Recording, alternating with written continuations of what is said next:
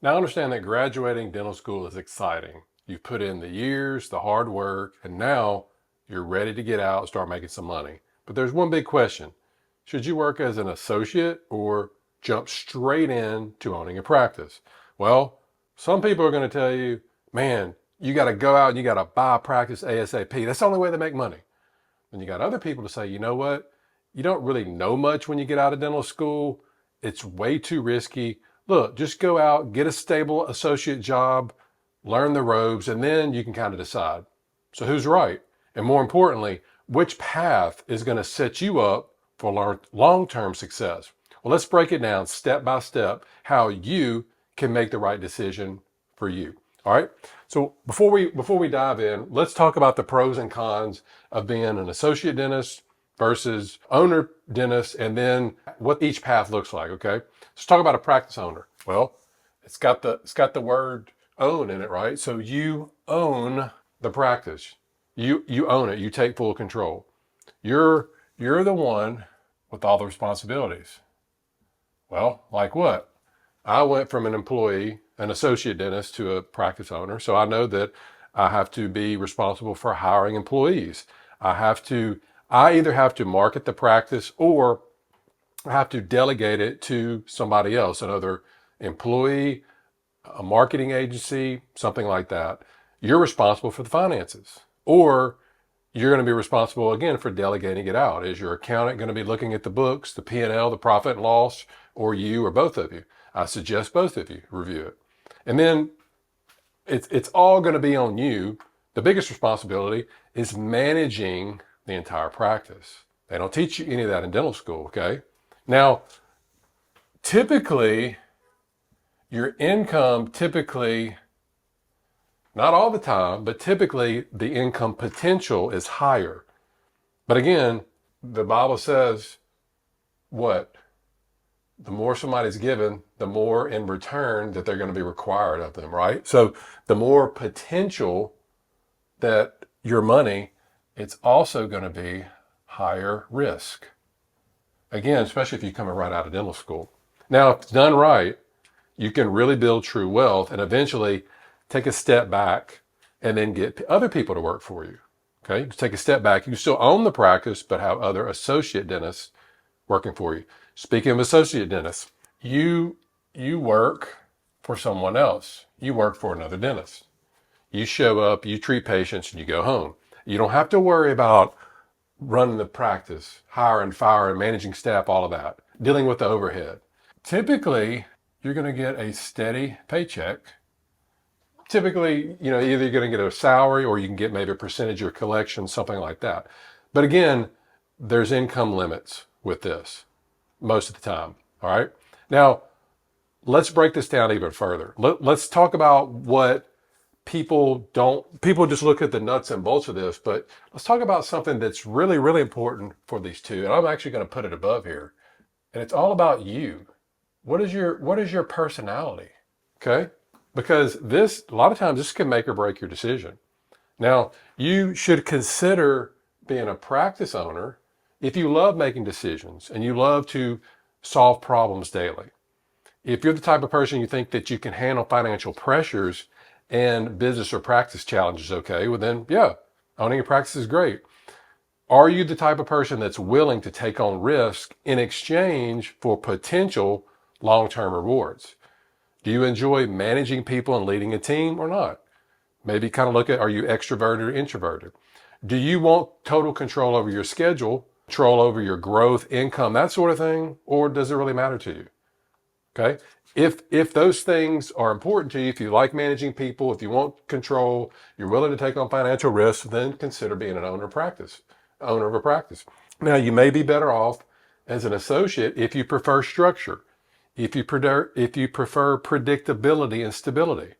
If you just want to go work for somebody, and man, that would just take all the pressure off of you, you may want to consider being an associate.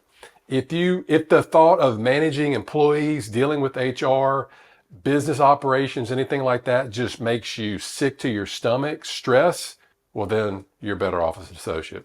If you're the type of person that just wants to focus 100% on dentistry without any distractions, basically like it was in dental school, you may want to be an associate.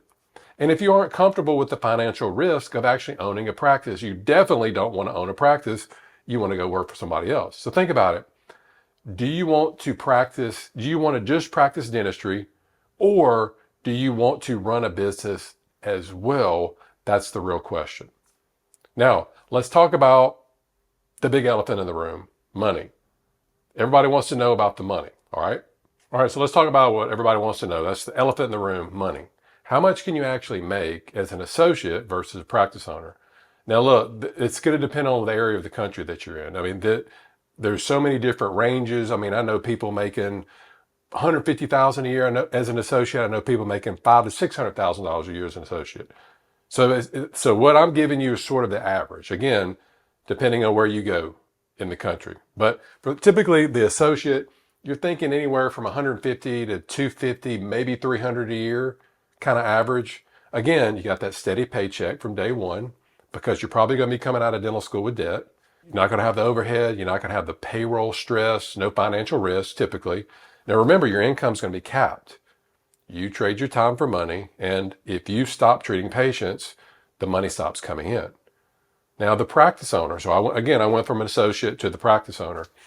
250,000 to 500,000, sometimes $1 million or more. Again, I'm giving you an average, but it's typically higher than the associate dentist. You have that higher income potential. You keep the profits after the expenses. Now you can build equity in this practice because you're actually going to have something to sell, probably for millions of dollars, hopefully later. And here's the other thing. It takes time, especially if you're doing a startup, it takes time to become profitable. I'm not talking about buying a practice. I'm talking about I did a startup. Many new practices, they take 1 to 2 years or longer to really turn a good profit. Now, again, even though you're self-employed, you're still working in the business. You're working in the practice. You're trading time for money. You're not financially free yet. But here's where things get interesting, okay? Now, I want to talk to you, you may have heard of this, Robert Kiyosaki's Cashflow Quadrant. It divides how people earn their money into basically 4 categories. And we've actually been talking about this. You may or may not even know this, but the E is going to be the associate dentist. The E is the employee. You work for somebody, you get a paycheck, you're trading time for money. Okay? S is here. I went from an E to an S, self-employed. All right, practice owner. You own the practice, but again, you still work in the practice. Now, most people think that owning a practice, that's the final step. I thought I had it made and life is going to be great or whatever, but it's really not. Because if you're over here, you're working in your practice every day. Even though you're self-employed, you own a job. The job basically owns you. Okay. The real goal is to get, and again, they don't teach you this in dental school. The real goal is to get, so he calls this the poor side. Over here, this left side is the poor side. The real goal is to get over here to the rich side, go from here to here. What is that? B, business owner, or in your case, practice owner or multi-practice owner. You own the practice or you own multiple practices and you hire employees to work in your practice. You can spend time working on the business, not in the business. You don't have to work, you don't have to do any chairside work. And the ultimate goal is where I'm at basically now as an investor. You invest in assets that generate this. You invest in assets that generate passive income. Real estates, dividend paying stocks, other businesses, other dental practices. Okay? Because that doesn't need your time to do that. Okay? That's the real goal. That's how the whole point of this is I'm trying to get you to the point, and you may not even started yet, but I wish 20 something years ago I'd have been thinking about this, because at least yeah, you may have to start off as an associate. Yeah, you may start your own practice, but at least you have an end in mind, because the majority of the dentists, this is their ultimate goal, and they stop here and they don't even know about this. I didn't. That's why I'm trying to do this for you. I'm trying to get you to the point where you don't have to trade time for money. You pay the most in taxes over here because this is all active income.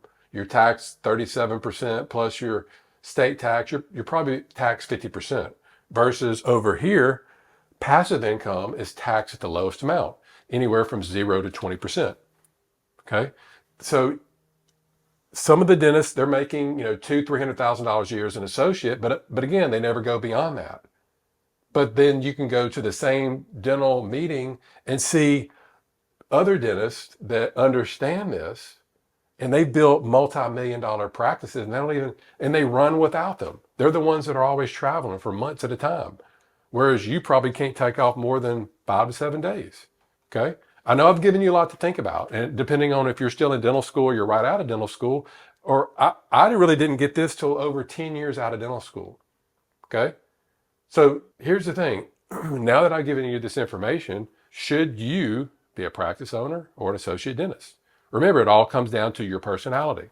Do you want to be a leader or just focus on dentistry? It comes down to your financial goals. Do you want a steady paycheck, or do you want unlimited income potential? And then especially your long-term vision. Do you want to work in your business or in your practice, or do you want to build one that works for you? Now, again, there's really no one size fit all answer, because making the wrong choice can cost you, like it did me, years of frustration. Now, I want to know your situation. Are you planning on owning a practice, or would you rather be an associate? Drop a comment below. I will respond to every comment, and I'll see you in the next video.